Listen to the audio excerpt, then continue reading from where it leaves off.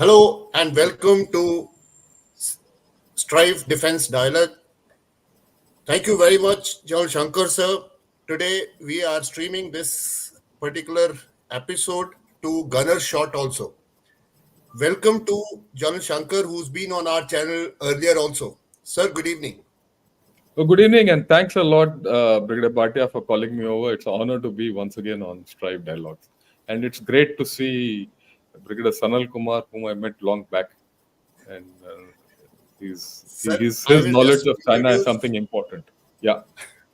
Sir, I will introduce Brigadier Sanal. Sir, welcome to Strive Defense Dialogue and Gunner Shot at the same time, sir. Thank you, Rakesh. Thank you, Jan Shankar sir. Great honor to be with you on the panel. Oh, thank you. Uh, I will introduce General Correction Brigadier Sanal to our audience. Brigadier Sanal is an infantry officer. He is a very well-read person who's been assistant correction deputy DA in China. He can read, write, and speak Chinese language. So we have a lot of inside information we're going to ask him because he can actually understand the mindset, because if you know the language, you understand the mindset better than reading it, the translated version in English. So today we will start with I have three questions for both the panelists, sir. And these three questions are as given on the slide. Do Taiwan election results challenge Chinese foreign policy? Will economic slowdown drive public discontent? And is the PLA combat ready? In all three cases, one by one, I will give the context, and thereafter I will invite the two eminent speakers, one after the other, to give their thoughts. Coming on to the first one, Taiwan election results challenge Chinese foreign policy. Last month, the elections in Taiwan were held, in which DPP, which is a pro-independence political party, came to power for the third time. But as the chart on the slide depicts, its popular vote has decreased from 57.13 to 40.05.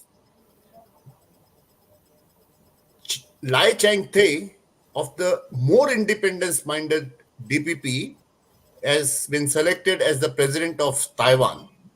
Is it a political and policy challenge to Xi? DPP's victory challenges Xi's narrative, who said that Taiwan is ultimately going to unify with China. Taiwan is also known, or the Chinese call it as the unfinished agenda of the Communist Revolution. Now, there is a possibility being expressed that will China take coercive military takeover and could increase his actions considerably, and is it possible that it may happen in 2024? I will first request General Shankar to give us his thoughts on will Beijing continue its freeze on political ties with Taiwan and escalate its military pressure on the island in this year. Over to you, sir. Oh, thanks a lot. I think we don't need this slide, so we can see each other's Yes, face better. Yeah. yes. First and foremost, what I'd like to say is this election, you have to understand the results which you showed in that graph. It is not that the DPP or the Kuomintang has lost, their share of votes. It's more that the Taiwan's People Party, which is the new one, has gained share and it cut into the others. If that had not been there, probably it would have gone by the old results. My second thing, which I always felt, which I pronounced many times, is that it is not whether Lai Ching-te has won the election or Kuo has lost the election. Actually, it is China which has lost the election. China, invested so much into this election to get the Kuomintang party candidate elected.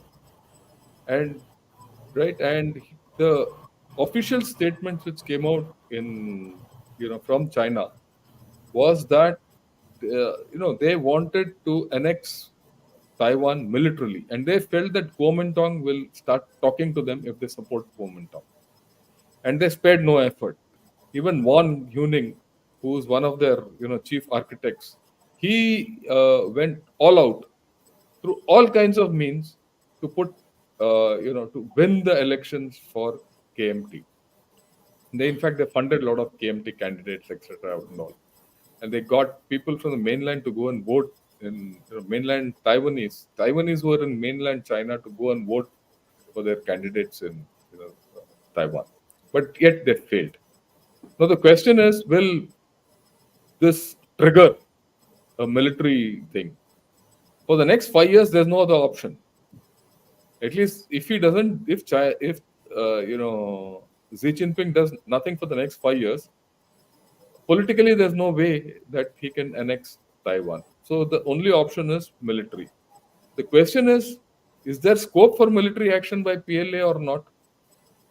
That is something which we can discuss, right? With given the economy, given the problems which the PLA RFS had, given the problems that so many PLA generals have been sacked, 9 of them, one of them who was in, two of them who were in the CMC, one who was in charge of the South China Sea Front, two who were part of the PLA rocket force. These were apart from the top two guys who were sacked. Then there are two defense ministers who have been sacked in succession. The present one, Li Shangfu, is quite openly, highlighted, but the previous guy is also not is Lapata. Then you have one of the bodyguards who was supposed to be close to the entire lot. He's also been missing. In fact, he died, and after 3 months, they declared him dead. Right.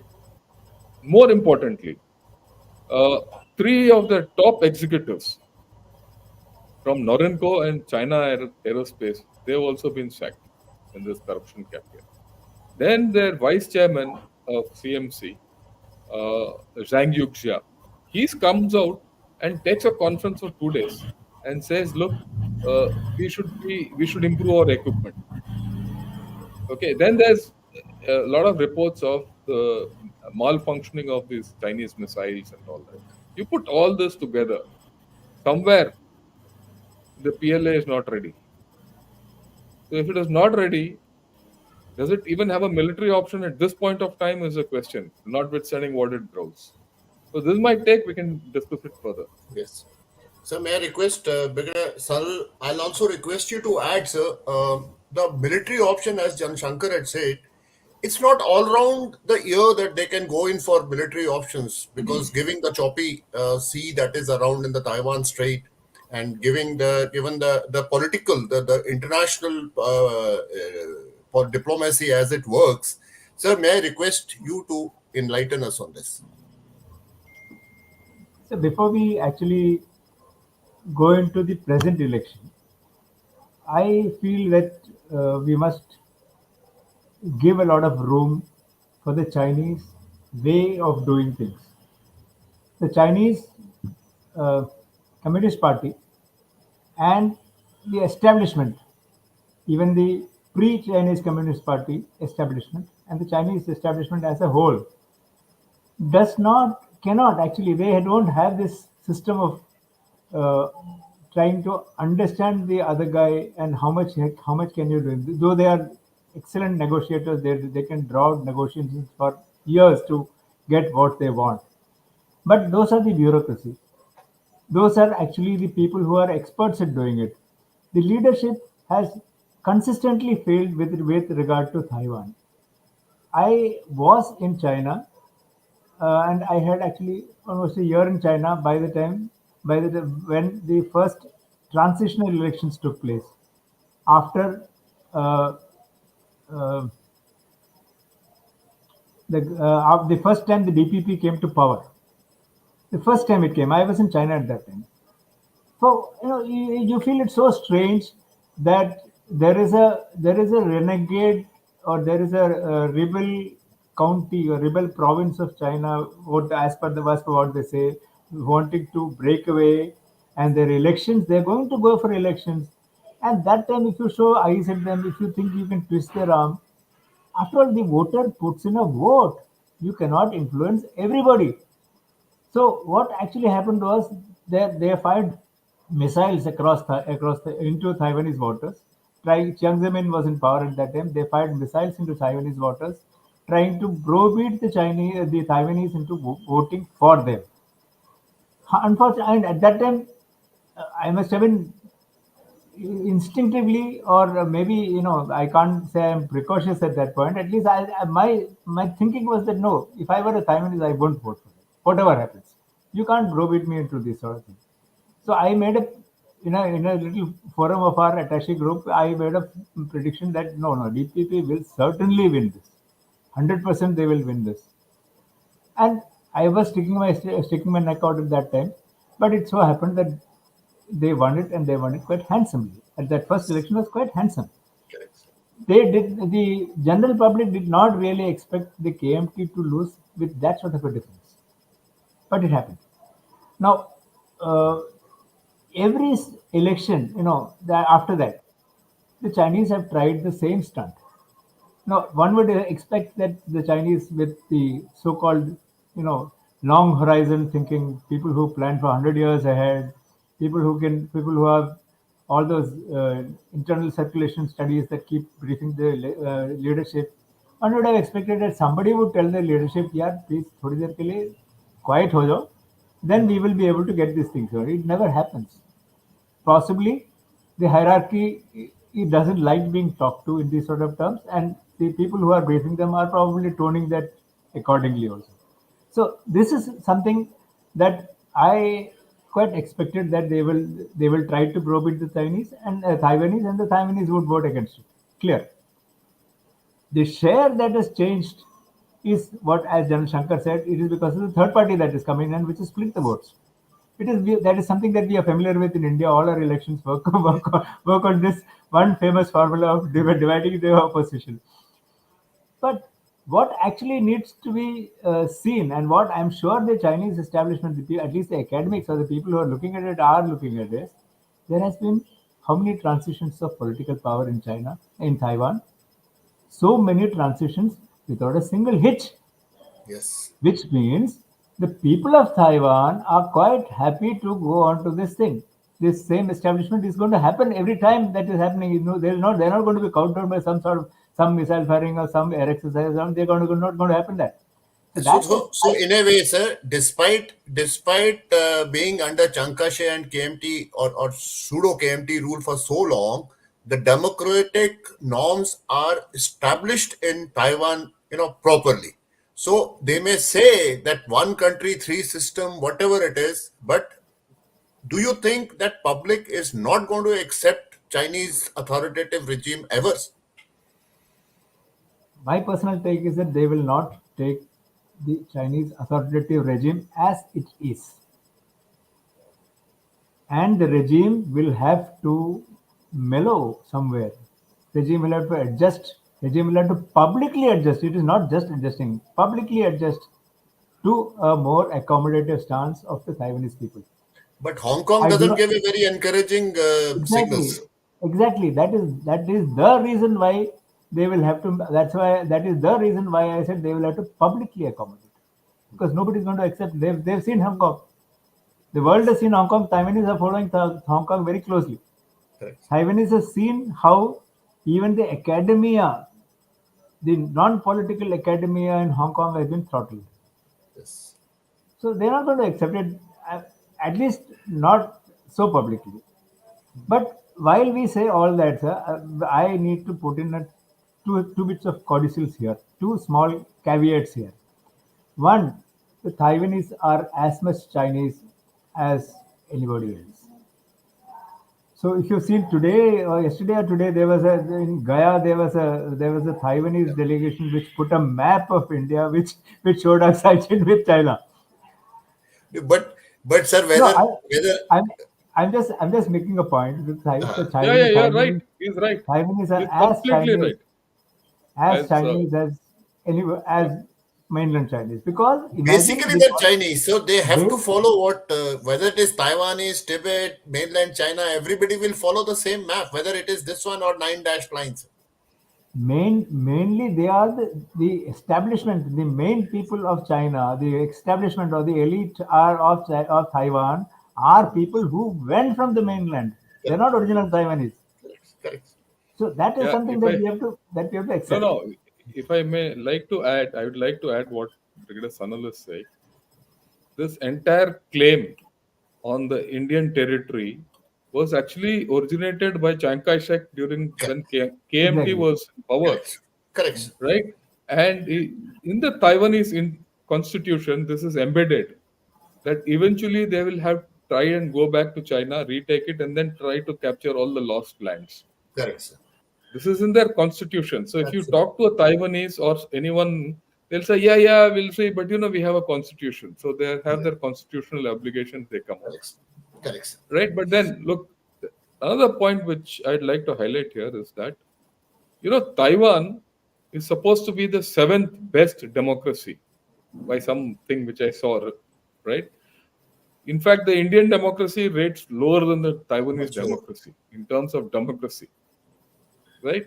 So I don't think in such a condition that Taiwanese will, like he said, go into and reunite with China in a communist China. They would rather go and unite with China when China becomes some kind of democratic or some democratic principles are there, right? And to that extent, there's a lot of feeling within China that if you usurp Taiwan or make concessions to Taiwan, the democratic virus will get into China, and then the Absolutely. Chinese communist parties fear it also to some extent. So there are two sides to this story. So, what happens to Chinese dream of Xi Jinping, sir, in that case? Well, he can keep dreaming. Xi Jinping wakes up. That's all that happens. One No, day he'll no, wake up from a bad dream. no. But see, the point basically is that the Chinese. I'm sure the establishment is quite aware that you can't you can't muscle this thing along. There has to be some ways of dealing with it, and Hong Kong is a bad example. Correct, sir. So they will have to find ways which are at least publicly better terms than Hong Kong. Correct, sir. That said, Taiwanese have a problem. They are a small little country, a claimed country, which are so heavily dependent on the mainland for a lot of things. Yes. Their business is their investment, their foreign investment is So mainly in many mainland. so many things are they are dependent on the mainland, Correct, sir. and the mainland has not gone one step backwards, being from being absolutely ruthless with them. So therefore, they also have to find ways how to work around it. Correct, sir. That is how in those warm periods of where the state organization which does all the relationships, two sides, both of them, when they were warm towards each other, they had actually worked out a lot of ways in which the Taiwanese could stay on the mainland on Yes. X type visas and Y type visas and things like that. People could do that. See the The number of Chinese, flights from mainland to exactly. Taipei, sir. The there was a reverse. There was a what is it called? There was a similarly thing that been extended to mainland Chinese to live in Taiwan. Correct. Correct, sir. That if you have noticed, has slowly the Taiwanese have turned it off. Hmm. They're not allowing mainland Chinese to do the same thing as for Taiwanese in mainland, because they have realized that this is getting to be quite a dangerous affair. Sir, we So move ahead, sir. Sorry. Sorry, sir. You want go to ahead. That's conclude, all. sir? No, nothing. This is all. Sir, now we come on to our next thing, economic slowdown. Giving the context, sir, since 1989, the de facto social contract between people and the state was that people will accept party's authority, that is political repression, if I may use the word, sir, in exchange for rapid growth and prosperity. For decades, the party has delivered. Now, the traditional engines of growth, that is real estate and construction, is in decline, basically because of pandemic lockdowns, which has impacted businesses, and consumer confidence has been badly hit. More importantly, all the Chinese who are under the age of 40 have had no experience of economic recession in their lifetime. There have been protests, and as you see in the pie chart, home buyers, which is in blue color, that is 26.62, construction 28.19, transport, manufacturing, and others. There's been cases of 2,153 officially. After June 23, the Chinese have stopped publishing these figures. There was also a case where protesters, most of them college students, gathered to demonstrate against the party and they shouted, "Down with the CCP." Now, this is unusual for us who are reading about China's. Sir, my question is there a real chance that instances of public protest and other signals of discontent will increase in 2024? And also, please link it with events such as death of Li Kai-ching's have the potential to become flashpoint for broader public or elite dissatisfaction. Sir, I will invite Brigadier Sanal first.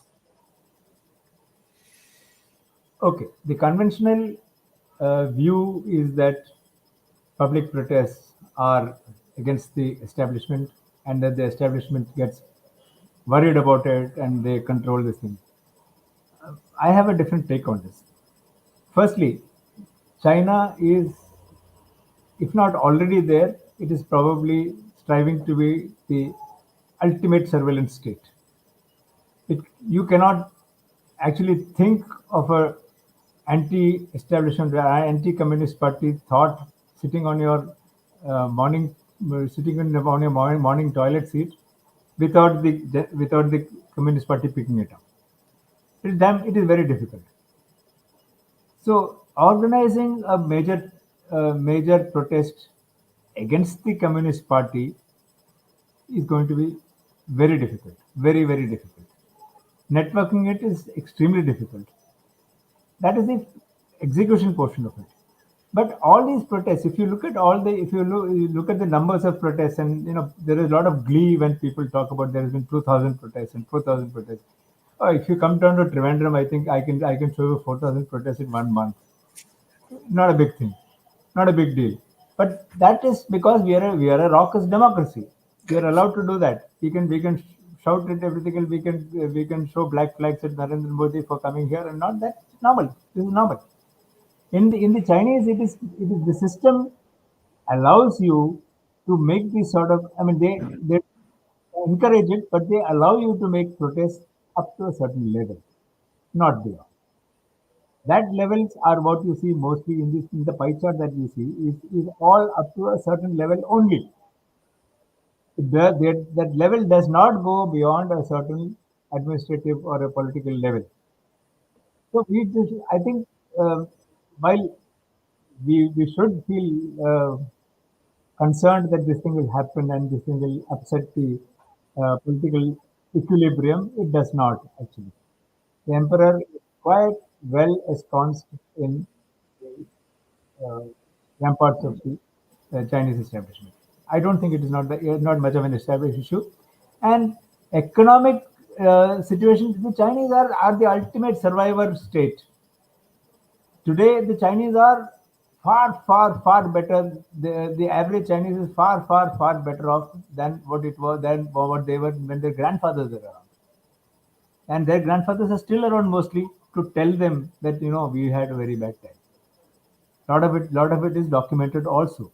So personally, if you ask me, I don't think it is not good. It is the economic slowdown is going to shake the establishment in Beijing at least. It can cause tensions at lower levels. It can cause working problems at lower levels. It can cause economy can it is a cascade. Once it starts off, it can cascade. It can snowball. It can do the avalanche effect can happen. That can happen. But till that avalanche actually hits, I do not think the central establishment is even worried. They Sir, have the establishment controls in place. I'll add to it, sir. It is actually if the economic slowdown is there, the person who going to be affected the most are the elites. They are the one who also form a opinion amongst people, sir. Like any other country, if the elite is not happy, do you foresee any troubles for the parties? There is no indication that we can get to say that the elite are not happy. Elite would have been happier if the economy was thriving. Yes. In 2016, 2014-15, the elite would have been very happy. In 2010, after the economic problems, elite was probably patting themselves on the back, saying that Chinese model has worked. We've served. Agree, Yes.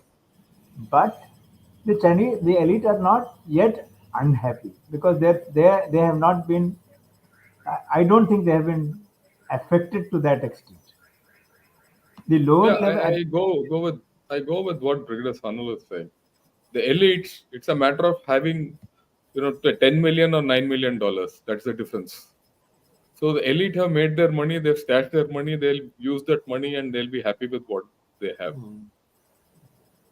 The problem for China is that their slowdown in the economy will slowly start affecting the lower classes. Yeah. Right? At this point of time, it is not there. We have to remember these protests and all that. Like important point which Brigadier Sanal said, they don't have the networking. People down below don't have the leadership to organize a protest.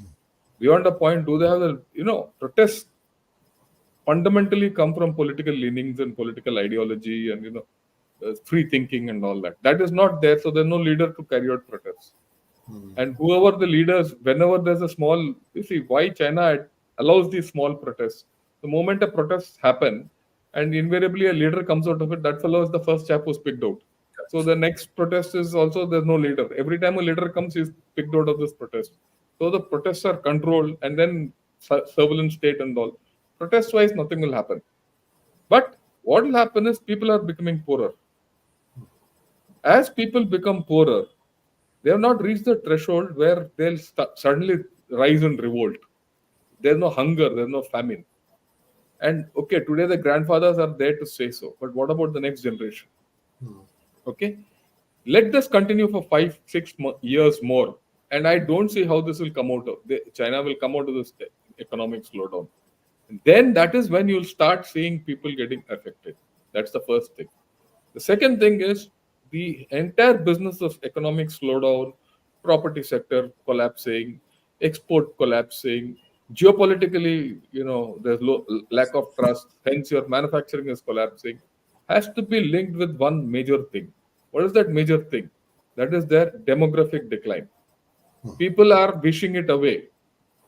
The fundamental fact, and this is something which I just saw today, you'll be surprised that the number of aged people over 60 today, if you compare India and China, they have double the amount. Can you imagine? They have double the number of people who are older than 60 and 65 than India. And down the line, 5 years hence, this is going to triple, or if not 2.5 times.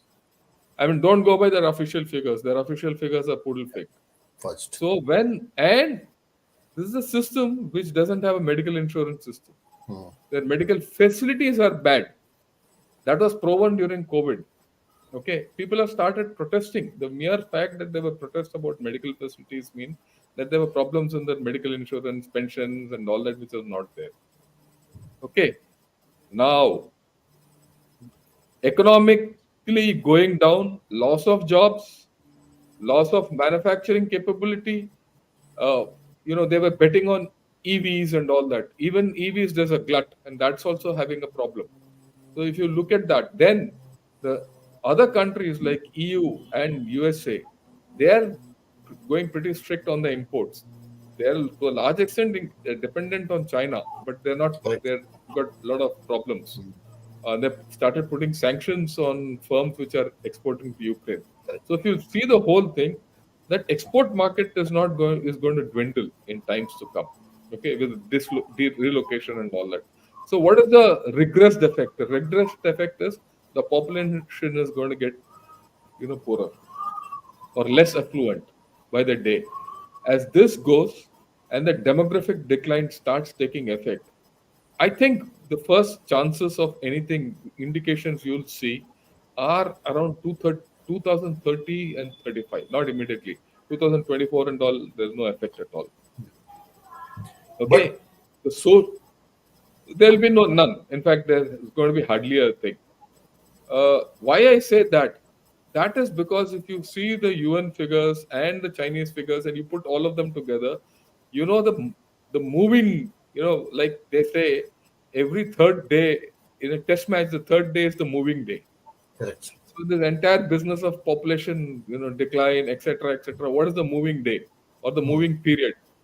And the assessment, as far as I am concerned, is between 2030 and 35. That's the time when the danger is around. And for the next 5 years, Xi Jinping is going to continue. He's not going to change. And if anything, he's going to go this way even further. Where do Okay. you see India in 2035, sir? Vis-a-vis China, sir. We are talking of China. So let's No, look at that's that. what I've said, sir. So Yeah, just India for will the, progress. There's no we will full stop. continue to progress. So We'll is there continue a to progress. possibility of parity at that time, sir? No, will not. So the point is, with this economic slowdown, and okay, you look at India, that a lot of business has gone to India and India has taken off and all that.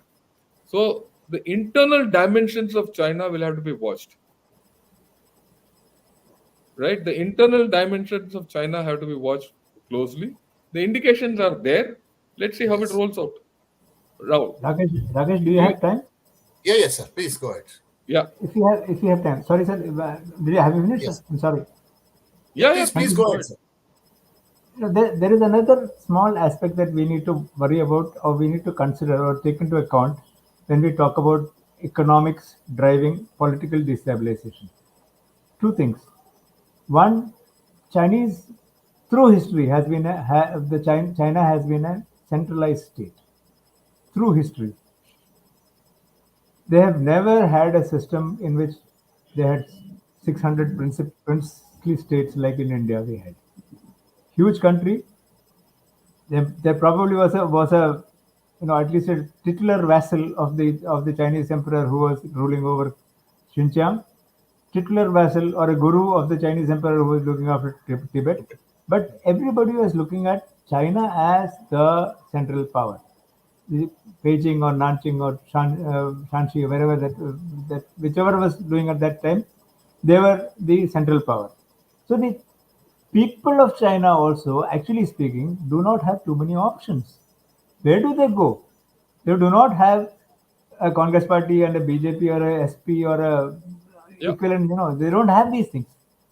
So the problem is that is why, if you remember, there was that famous Falun Gong story where so many people were rounded up, and after all, it's a small little religious cult. Actually, in India, we wouldn't have even thought about it. So people have so many things happen. But it is why that crackdown happened was principally because this was an organization which was going across the country, growing across the country, getting roots in different parts of the country, and even going international. Yes. That is why they decided that this should not be allowed to survive. So that problem for the average Aam Aadmi in China, Lao Paixing in China, he doesn't have an alternative. That is what the Communist Party actually ensures by cutting out everything else. yeah. I There's agree nobody else. completely. Absolutely, sir. So we go ahead. Is the PLA combat ready? Is my next question, sir. Giving the context, sir. Of course, there's fear of loss of party control over the military. There is allegations of corruptions. Corrupt practices are draining the resources and also affecting the troop morale. Like Jal Shankar had in the initial stages had summed up, we are just two former CMC vice chairmen. They were purged. Deputy Chief of Joint Staff Department Wang Jianping was purged. The serving senior officer under investigation Lai Xiongfu probed over irregularities in military procurement. State councillor, commander of PLA rocket forces, along with his serving and former deputies, were all purged. In fact, in rocket force alone, there were 15 purges which has taken place in last few months. So with all this things, how do you see the present state of PLA? Is it combat ready? May I request General Shankar to please start, sir? Look, every army is ready for a combat the way it is. Okay. So I will not say it is not combat ready. It is a combatant force, and they have taken up to arms whenever they have had needed to do so. But the thing is it combat ready for what? Is it ready to take up a major operation against India? I don't think so. Is it ready to take up a major operation against Taiwan and annex Taiwan by force? I don't think so. Right? Is it ready to overpower Philippines or rather grab a few islands in South China Sea? It might well do so. So it's a matter of relativity. Now, I've always felt that there's something new always in the PLA. You don't think about it. What is something new? You always find because of these purges there are new leaders at the top. Okay, they're always trying to induct new equipment. Okay, every time you see there's a new equipment being inducted, so there's a new equipment being inducted. We know that every new equipment which is inducted takes time to stabilize. Correct. It's not easy. You need to get people. Then their conscripts are always new. Okay, the roles are new. If you see in the past 50, 60 years, right, the roles of the PLA have changed from just mainland Correct. defense. Now they want to conquer the world. They don't have the capability. They don't have bases. So there are a whole lot of incompatibles. Their organizations have changed. They're all new organizations. PLA, RF, ठीक है, नया है. Western Theatre Command, it's new. Everything is new. We know when you change an organization, how long it takes for that organization to bed in. It takes at least 4 to 5 years. In fact, for us, it takes so many years to come to a new organization. Here, the organizations are being changed as if they're bloody onions here. Okay. So you see that the whole lot of things which are absolutely always new in the PLA. Okay, new leaders, new conscripts, 2 years conscription service. We scream so much about this Agnivir. Just think of this nation. Every 6 months there's a conscription thing, and every 6 months people are half the army is leaving. What is the turnover? And if you've seen these fellows across the LAC, I've seen them in Sikkim. I've seen a few in other places also. In fact, in Three Dev also. They don't seem very Military like. professionally competent. So you put all these things together, I think the PLA is a bit of an overhyped force. Okay, it's overhyped. It's got a lot of equipment, a lot of money is going into it, a lot of things are going into it. Simultaneously, there's a lot of corruption coming up, right? And there is also the fact that there is a lot of question marks on their equipment. I mean, forget the equipment which they have. Look at the equipment they're going to Pakistan. Look at the equipment they're going to Bangladesh. Look at the equipment they're going to Myanmar. Look at the equipment they're given to many African countries. And these are open source things. That they're not done well there. In fact, half of them are not working also. Then you also look at their performance in UN. I keep telling everyone, there was this case in UN and one of the UN forces. Sierra Leone, where these Chinese chaps ran off, and it was the Indian battalion which saved those guys, right?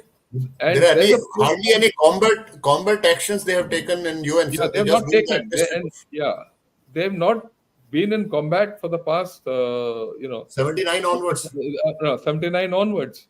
And you'll just think, everyone says invade Taiwan. Just think. The invasion of Taiwan is almost similar to the invasion of Normandy. In 1945, 44, when Normandy operation was undertaken, the Allies used 7,000 ships across 18 ports. Okay. And they carpet bombed Germany and all important lines of communication in France for 1 month. So that is after that only they could do this landing in Normandy. Do you think this can happen today? And what you said, rough seas, and you can't do that every month. And today, in an age where space surveillance is there, aerial surveillance is there, drone surveillance is there, and given the fact that there are so many islands off Taiwan which are situated close to off 2-3 kilometers off the mainland, That's right. you think they can hide all this and they can execute all this? So it's a question mark. Also, look at the reaction when you occupied Kailash Range. When you occupied Kailash, till the time we occupied Kailash Range, they were showing all eyes to us. Hmm. The day you occupied Kailash Range, they came to their heels and they started talking peace.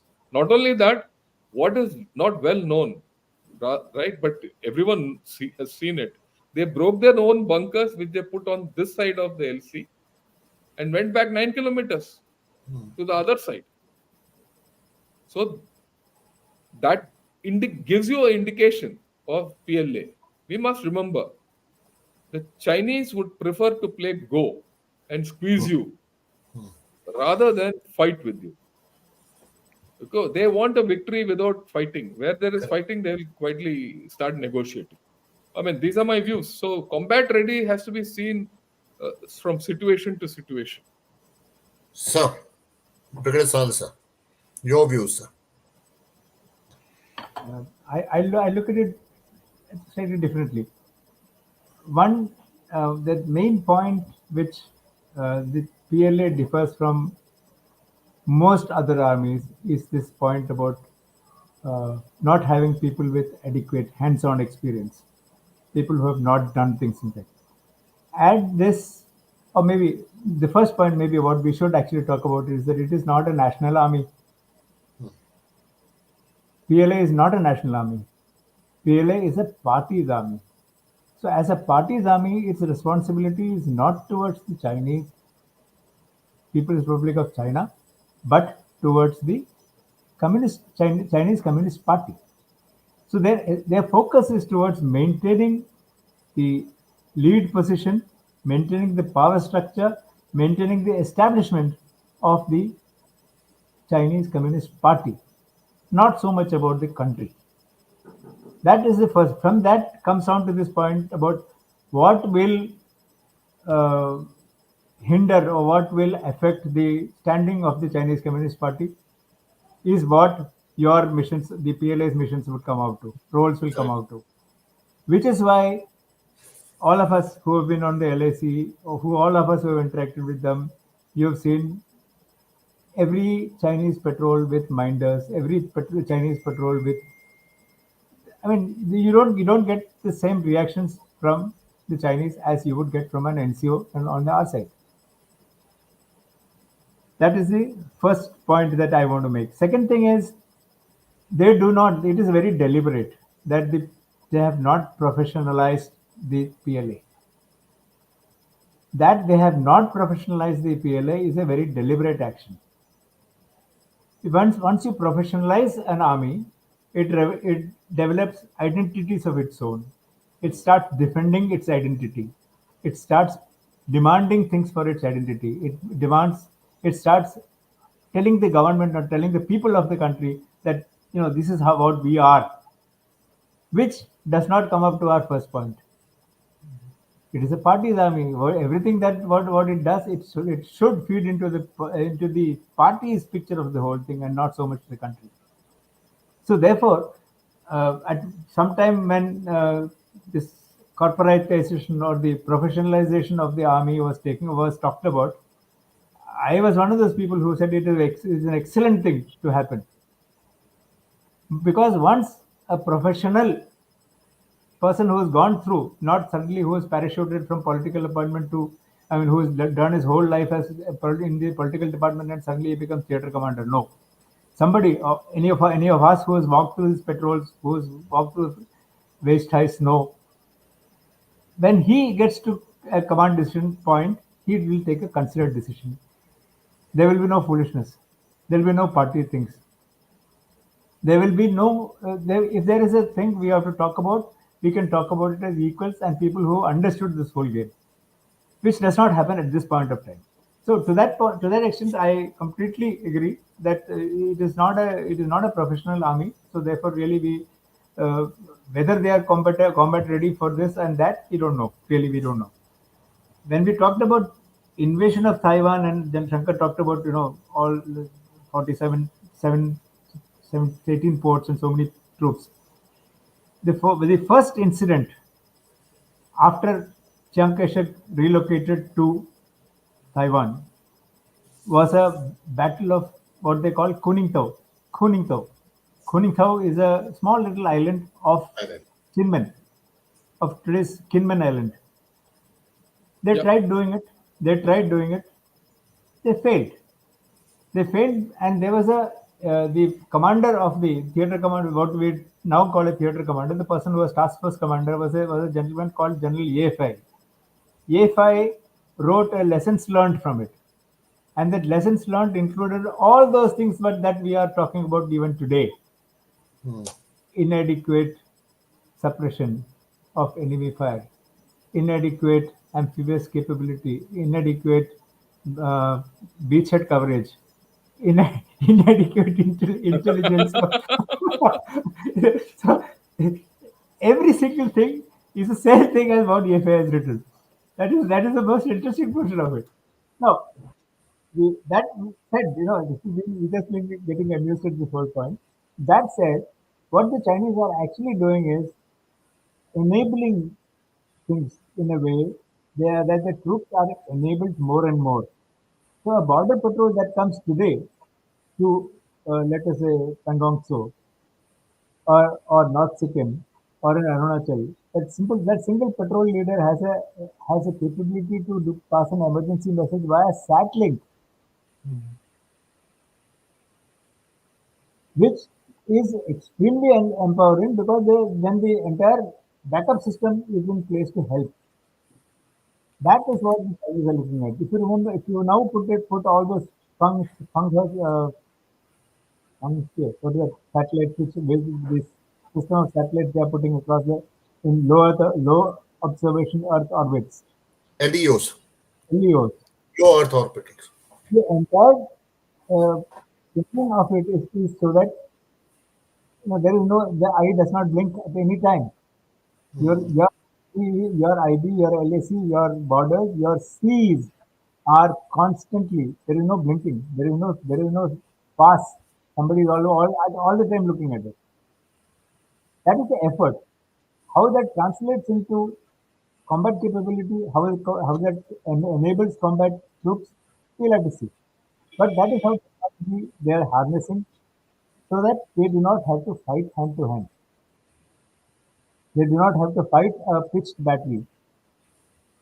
So therefore, Taiwan, I think, I'm quite sure some of these problems is because the commander in chief wanted to be done at a certain time, and like our Field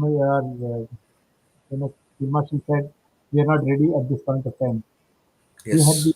he had the depth to tell the prime minister of the time to say that look, not now, give me time, I will tell you when. That conversation does not seem to have happened between the Chinese military hierarchy and the commander in chief. One of my uh, theories is that this has probably led to a lot of shakeups, and that will continue to have a lot of shakeups because people don't have the experience to do it. If Field Marshal Manekshaw could say that, it is because he had gone through this entire thing. He knew what it means to equip an army, to equip a corps, to undertake offensive operations. Most of the Chinese theater commanders will not have the same experience. So combat ready, we don't know. Really, we don't know. But There is yes, another. Sorry, sir. in Please go. very small pockets, they are able to concentrate and they are able to provide that sort of enabling backup.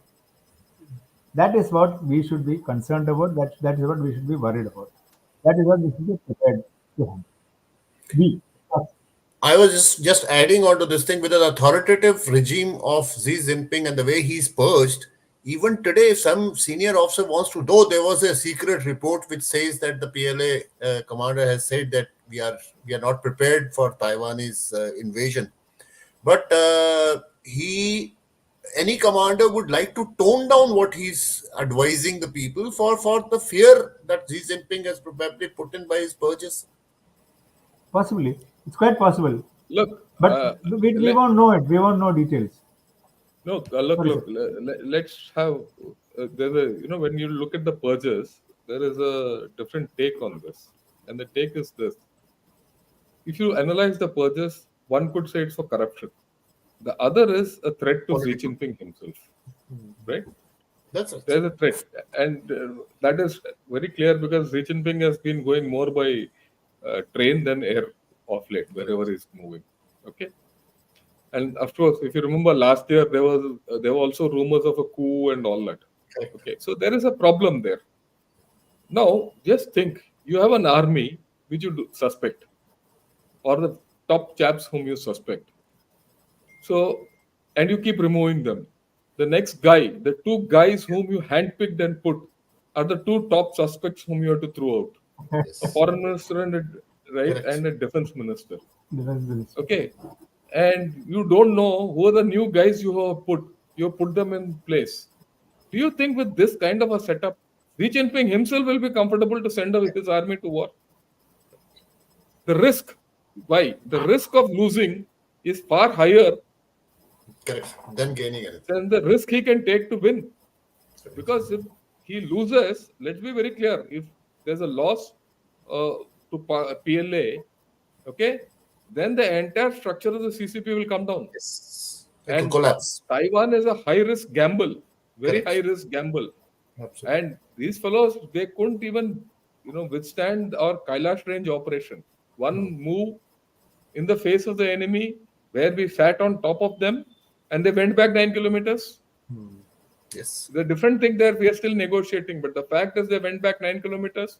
There's the same army which saw a map of China on finger 4 and Correct. beamed it through satellites, handheld Yes. satellites. I still have photographs of that. Why did they beam that map? To say this is part of China. Okay? उस China का map को मिटा के उनका खुद के bunkers को तोड़ के भाग गए ये. Okay. Okay? With all their enablement, everything what Sanal has said. Hmm. They had the enablement, that's why made that map on finger 4. Correct. Okay? And they went back. So when they face an adverse situation, the evidence is they go withdraw. It's a very interesting. No, it is happening in Philippines. You see Correct. today, what's happening in South China Sea. Philippines has adopted a strategy of assertive transparency and shame and name and shame. Yesterday only I did a program on this.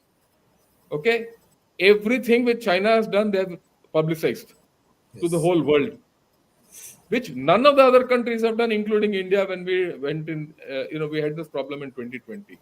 The moment that has been done, China has been on the back foot, and that they're on the back foot comes out from Chinese media, Yeah. and they are now careful about how they handle Philippines. Okay, Absolutely. so it's not so easy for them to, for even Xi Jinping to embark on a military campaign the way he thinks. And you combine with this the other factors of social problems, economic problems, and the other problems. The net thing is, and also, if you look at the Taiwan situation itself, the number of air violations over Correct. the median line over the past 3-4 months have come down.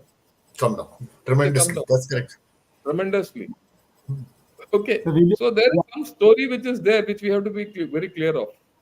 we actually need to Don't- further corroborate, sir, if there have been any equipment failures because of the air violations. Yes. Yeah, I agree with you. So we shouldn't hype this Chinese threat. Sir, Okay. with your permission, can we take on the questions? We have Yeah, one quite last a point bit. I want to Yes, sir, make. please. Please. You see again, politics and military are interchangeable in China. Yeah. Correct. Mao said politics is military without bloodshed, and war is politics without bloodshed, and war is politics with bloodshed, and politics is war without bloodshed. That's what he said. Now, I've given you two places where they have backed off. Do you see in the past 3 months China talking too much about Sino-centric world? They have not spoken too much about this, global security initiative, No global Middle Kingdom. development initiative. All that has gone back slowly. They are doing it surreptitiously. Okay, they've suddenly started talking. Oh, we don't want to be number one. Let USA be number one. This is the official talk. Correct. When you see that, so they're backtracking there also. So you have to judge this whole thing in its entirety. So I think we are overhyping. Yeah, I'm sorry for this extension. We can take questions. All yours. Sir, can we take questions now, sir? Sir, the first question. Good evening, sir. My query is, will European countries and US will ever let Chinese economy go down as they are heavily invested there and in present situation not able to take out their money from China? Abhinit Singh has asked this question, sir. May I request Jan Shankar to take on, sir? Yeah. Okay. Let me take it on. See, at this point of time, Europe is especially overinvested in China. Okay, and it is, but at the same time, if you see in the past 4 5 months, the maximum number of firms are leaving China also. The FDI investment into China is the least in the past 20 years, in the past 2 months. And this has come out in all international news. And that is open. Chinese can't stop that. So if you look at it, there is no doubt that the West is overinvested in China and they will like to make good what is there. And all said and done, China is still a huge market where they want to sell. Remember, there is 1.4 billion still. That market is there. So that will not happen. But at the same time, will they allow China to grow? That is the question. The question is not whether China will collapse or anything. Will China regain its economic mojo is the question. That they will not allow. If you see, just last week, there was talk between, in the Munich conference also, right? The EU was not very kind to China in the way they were saying. It says, unless you change your track, we are not going to do business with you. Definitely no, this thing. And in fact, they've tightened their import controls from China into Correct. EU. So I don't think it's a matter of that they'll fall. At the same time, I don't think China will also collapse. I mean, this business of China collapsing is off the charts. But China getting back to its mojo is also off the charts. Sir, Brother Sanal, sir, you want to add, sir? First that they're overinvested, they're also, whatever investment they have done is, and which have survived, our factory, our companies, our organizations with really deep pockets. They're invested their deep pockets in China because they're looking at the market that you can get in China, which is what the Chinese are playing. So this is a game that will go on. It is not going to. So therefore, to say that the European countries or America will allow the Chinese to collapse or will not allow the Chinese to collapse is not. It is not about allowing or not allowing. It is a thing about how you manage, how each country will manage it to their advantage. To their advantage. Sir, we go on, sir. There were a lot of questions. I'm sorry for.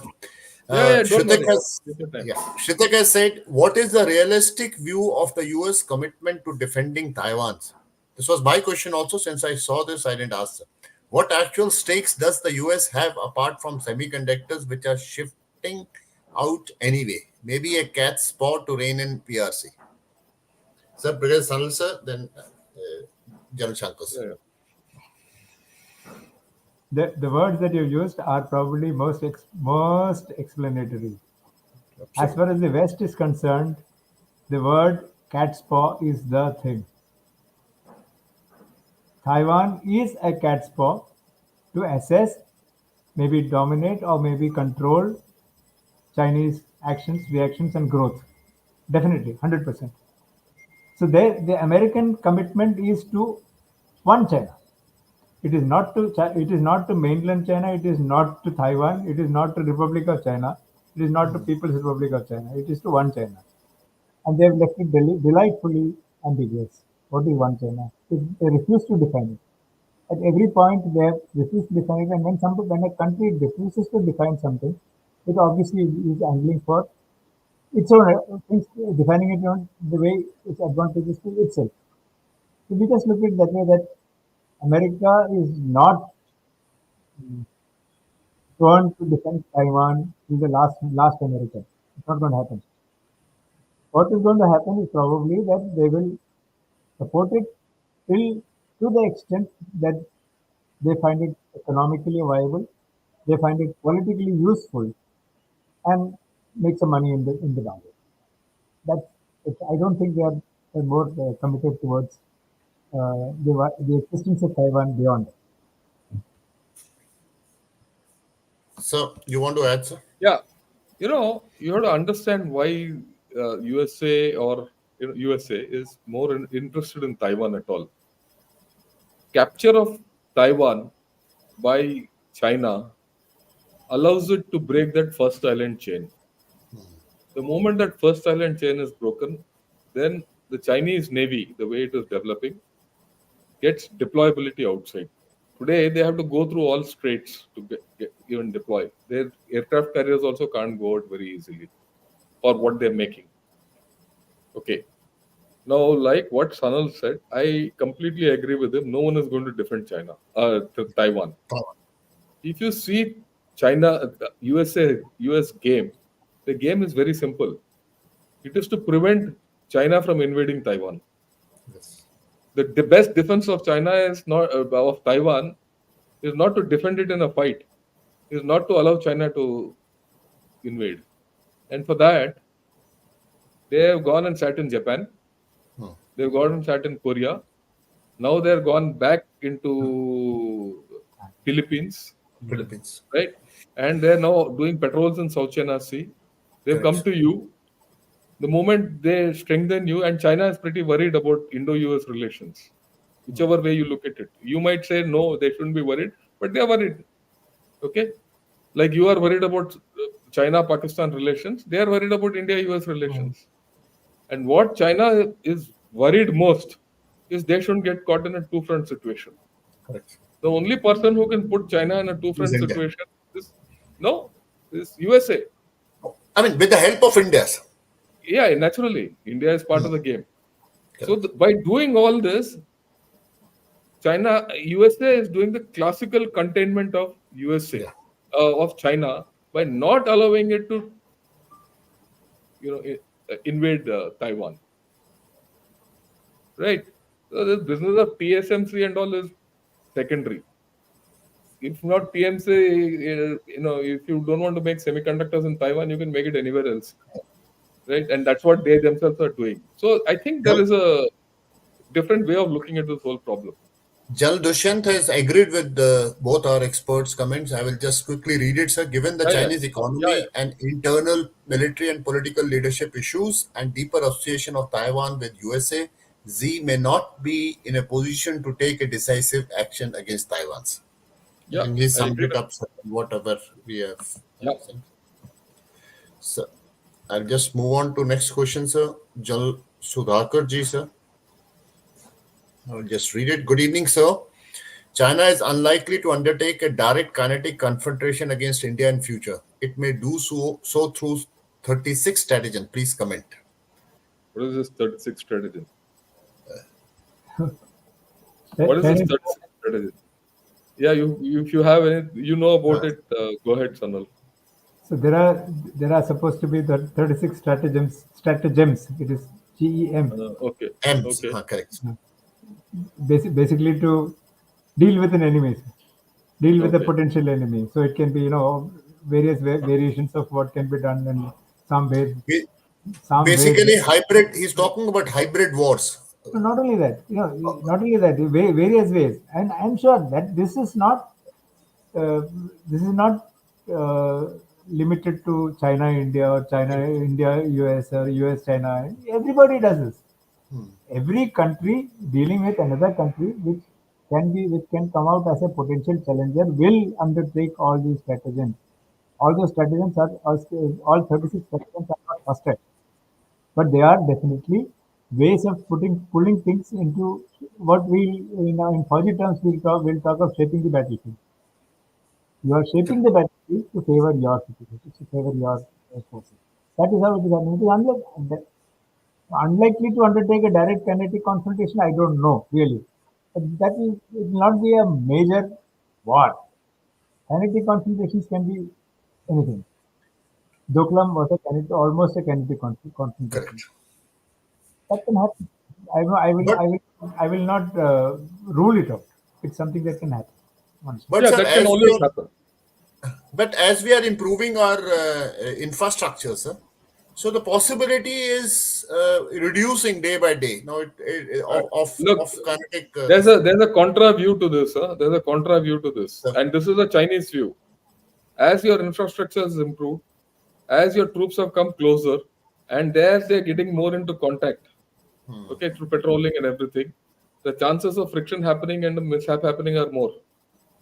Okay, earlier when we were far away and you didn't have come into contact with each other, I remember the time I went to Tulungla. I went across, dropped some glucose biscuits packets, and came back to say that I am there. I I also was there. saw some Chinese packets on this side, and we never saw each other except through those wrappers. But today, you can see each other, at, and you have quick reaction. Like what Brigadier Sanal was saying, they're enabled. Okay, the chap is unable to do raise up alarm. If he raises an alarm, there's a face off, and some guy who's trigger happy, fires a burst. You'll see a conflict happening. It can escalate. Okay, so let's not rule out kinetic action with our proximity increasing. Okay, so and of course there is a whole lot of nationalism which is there, and Yes, there's a whole both. lot of nationalism Correct. this side Both also. sides. Correct. Absolutely. Okay. No, Absolutely. So we should not. why I was saying that we should not rule out is, we till of course Galwan has happened, and now we are slightly getting out of that thing. Otherwise, we had that preset idea that we should nothing. Why they are not going to fire at you, and why are you Yeah, taking all these military? What you would take common military precautions, common military organization of a patrol, common military movement of a patrol. People would not do it because they say it is Chinese after all. They're not going to do anything to you. That is not. That is. I mean, that's something that as infrastructure goes up and as troops get closer, that is something that at least we will have to reinforce at every possible occasion, because tactical mishaps will happen, are likely to happen and will happen. So that is something that you have to be prepared for. If you are prepared for it, you won't have casualties. That's all. So next question is from Sam Keating. Uh, Ask, how do senior officials and generals in China trust Z anymore, knowing they can be killed anytime? How does Z trust them, having been betrayed often? This is a recipe for disaster, and I love it. Sir, I think we have already answered. General Shankar yeah. has said, since it had a I little too bit love of it. I do love it. I that's do love correct. it. All of us love it. Absolutely. Another interesting comment, sir. Is it not true that Hathi Mara bhi to 9 lakh ka will apply to China? That okay, even if it dies, still, of course, sir. Let's not fool ourselves. China is a huge economy. It's a military power, sir. No, but he's Yeah, he's actually he's actually talking about the gravitational pull of the country. Correct. He's talking about the Okay, gravitational pull of the country, which okay, is there. that's Even it. if even Okay, even in its collapse, there will be a pull, and there will be major effects across the globe if it yeah. collapses. तो अपने हाथी अगर अपने ये साथ अगर ये हाथी मरता है, हाँ, तब भी वो 9 लाख का होगा, 9 लाख का डैमेज करके ही मरेगा. हाँ, मतलब अपने साथ कईयों को डुबाएगा सर साथ में. हाँ, See, we also have to understand this is a civilizational state, Correct, sir. correct. and it's a civilizational state, and through so many empires, and like what Brigadier Sanal said very importantly earlier, this is a nation which has known to have centralized control. It has never been, more than one or two kingdoms. And whenever there have been one or two kingdoms, one of them has, centralized the control of the whole kingdom, of the whole uh, China, whether they're thing in Nanjing or Beijing or Shanxi, where their capitals were. That's a matter of difference. So this Hathi can't die. I mean, I will put it the first way. Yes, Thing is, this Hathi yes, won't die. correct. You can't wish it away. You can manage it. Okay. To think that it will collapse, it will not. It will slowly deflate. हाथी week हो जाएगा but हाथी रहेगा ये. Waxing वेनिंग चलता रहेगा sir. Yeah. Sir, we'll take this last question. We are running out of time. I think John Shankar sir, he's asking you directly, sir. You had Yeah, stated yeah. earlier that control of Taiwan is an open path to enter into the Pacific. China will therefore try to control and unify Taiwan It's a as a long As a term. long long-term term. strategy. I think in the Yeah, I same said that. vein you have already explained it. I said that. I said that. And he will try. That's what he's trying. Hmm. Look, the best option for what is the best option for China? Not to fight a war. Correct. Subvert Taiwan politically. Okay. And there are reports, mind you, there are reports which suggest that the Taiwanese army is dominated more by KMT people Correct. who are not prepared to fight. So Correct. if you can, subvert the Taiwanese army, all what we are talking is zero. One fine day they'll walk in there with the least effort. Okay, and then they'll bargain. And then once that happens, the road to open Pacific is open. All the passes are open. But After all, I don't then know, you'll sir. have a Chinese base and KMT has been in power earlier also, sir, on two occasions at least I recall. But they didn't make any much of a concession to the mainland, sir. see, even now Other they'll than not make a probably, concession. uh, Even this point, what I'm trying to say is, even today, it is almost impossible for the KMT to shake hands with China, the mainland, and become there. That's not that will be possible. political suicide for them, sir. Suicide for them, and the people won't allow it. And that is not their stated position anyway in the last election. Yes. They said better relations with China. It is not better political relations with China. That's the first thing. But if China subverts the politicians in some manner, some political subversion takes place, and subversion of the Taiwanese army takes place. And remember, we are talking of 2 year conscription in China. Here you have reservists who don't last for even 3 months, 6 months, 1 year. Okay, and they don't. People are not interested in joining the army. If that subversion takes place and that weakens, then it is victory without war. That is the danger, and that is the danger one has to guard against. Yeah, please. Sir, Can Colonel I add? RP Singh, sorry, sir.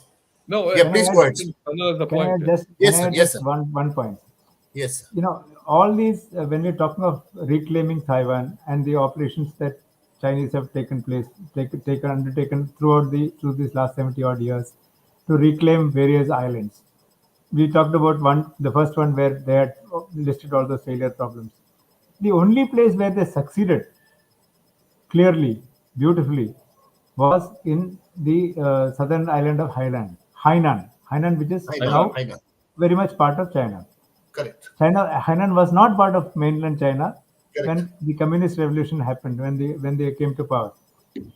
That is the one place where they actually undertook a military operation and captured the place. Now, how did they undertake the military operation? That is also very interesting, because they had a UFWD, United Front Work Department work, that went into Hainan for almost a year before that, and then they did this operation. So what then Shankar just said about how it can be subverted will be what you have to look at. That is a problem that we will face when villages get populated along the LAC also. Border. Sorry, yours. Yeah, yeah, please. Yeah, I agree. The Chinese mode is subversion. We should remember that's the strongest weapon. Okay, and if you know that, the rest everything falls in place. Sir, Colonel RP Singh has asked this question. After our action on Kailash Range, we had proved that what we had and we can. Then what for are we waiting to regain lost territory since 4762 and Galwan incidents? Yeah, Bede Sanal sir. I only wish we could just do that. If wishes were horses, if wishes were yeah. horses, we would have been all over the race course. Unfortunately, sir, it is not. It's not all that simple. I am sure, as a senior officer, I'm sure you will know it more than I Yeah, do. yeah, yeah. Look, it's a matter of political ability. First and foremost, politically, Correct. you should be clear that you want to do it. Let's talk. If you don't have that political ability, there is no question of the rest of the abilities falling in place, Correct. right? The political will. Here we had an incident in 2020, and it's been now 4 years since we had that. We've still not named China. Okay, I'm not blaming any party, but that's the way our national polity is all about. Okay, you look at it. I'll look at it from a slightly different point of view. It was the present government's manifesto, Paul manifesto, that we will, you know, scrap Article 370. Okay, and they scrapped it. It was the political will which enabled them to scrap it. But it was not their political manifesto or their party manifesto that they'll retake POK or regain Aksachin. Is it there? It's not there. Why? Politically, we are not ready for it. So the first step to go there is the political clarity that we want to go there. Now, to get that political clarity, right, you need to have the military strength. Do you have the military strength to go there? You don't have. Let's be very clear. We don't have as it. Okay. It is not only the military strength along the border. You need to have military strength in the IOR also. It is not just one size fits all. Now, once even you have all this, you need to have the geopolitical strength to do that. That's the third aspect.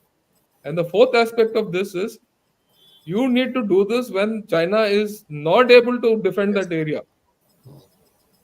Okay. That means you have to have the capability to create a two-front situation for China somehow. That means you have to, that's why it gets back to that whole story of geopolitical situation. Absolutely. Where do you have that capability? If tomorrow, let's say hypothetically, China undertakes a military operation into Taiwan and they've got stuck there, like Russia has got stuck on Ukraine. It presents an opportunity to yourself. Does India have the political capability? I'm talking of political capability to undertake an operation. Do you have the civil military fusion to do so far? We don't have. So to think that we will go there, is a little far-fetched. Look, the bottom line is our first step to go, beyond the 62 line and 47 line and all is, the first step, you should first sort out the issue at Depsang and Demchok. वो पहले कर लो, उसके बाद बात करते हैं. That is my take. One thing at a time, we shouldn't look beyond our noses. Because Sanil sir, you would like to add? No, at this point, nothing, because essentially, as Jan Shankar said, it is you have the political. When you have the political will, it means that you must have the support of the majority of the people to undertake this without at least immediate criticism. Absolutely. Do you have that? Are you working towards it? Are you creating it? Unless you do that, the third day somebody will criticize, saying that who asked you to do this? There is no requirement of doing this, and then the local support, the country's support breaks, and that is where everything else will then start collapsing. I don't think we should. Thank you very much, sir. It was an eye-opener for me, sir. Learned a lot from Jan Shankar and Brigadier Sanil, sir. Thank you very much. I wish we had some more time to finish or continue with this before we finish. Sir, I'll request both of you to please keep giving me time. We will find out new subjects. And Jan Shankar, sir, especially to you, sir, you have permitted us access to your channel, and I'll request the audience to please like, share, and subscribe both the channels and encourage us so that we can bring in more and more guests and new subjects. Sir, one last word from you, Jan Shankar, sir. Yeah, it's been a great conversation. It's been a great thing that we met Sanal after such a long time. I last met him just when he was about to go to China, I think. After that, we lost touch with each other. And of course, it's a pleasure to continue my association with Stripe. So all viewers, today you heard a completely different kind of a conversation, right? And so all viewers in Stripe and Gunner Shot, and those who are not here, please subscribe to these channels, both, right? And I feel that these two channels are the only good strategic channels in India. The rest are Patrakal channels. Like what other day when General Hasnain came to, Yeah. my channel and he said, what's good about your channel is that, here we give an opinion and a considered opinion. When we go to other channels, we can talk ill of the other guy and we Bad don't mouth. bad mouth. But here we are analyzing a situation. So we need to analyze things. And I don't think there need to better channels than Stripe and Gunner Shot. But again, last word. Great pleasure to meet with Sanal again. Thank you, sir. Brigadier Sanal, two sentences of your experience. Of course, Ah. I consider you as my teacher. Sir, Jan Shankar sir, I always send him a greeting on 5th of September, the Good. Teacher's Day. I always tell him, sir, Guru hai, sir. Sir, Good. you know what? People put you on a pedestal so that you can't get down from it. You have to only fall down from it. You can only. Thank you Yeah. so much for having me here, sir. Thank you, Rakesh, for calling me. It Thank you, is sir. again interesting. Looking forward for more discussions like this, sir. So now we would like to end the stream, sir. Thank you very much, Jan Shankar sir, Brigadier Sanal sir. Thank you so much. Thank you and Jai Hind. Jai Jai Hind, Hind. sir. Jai Hind, sir.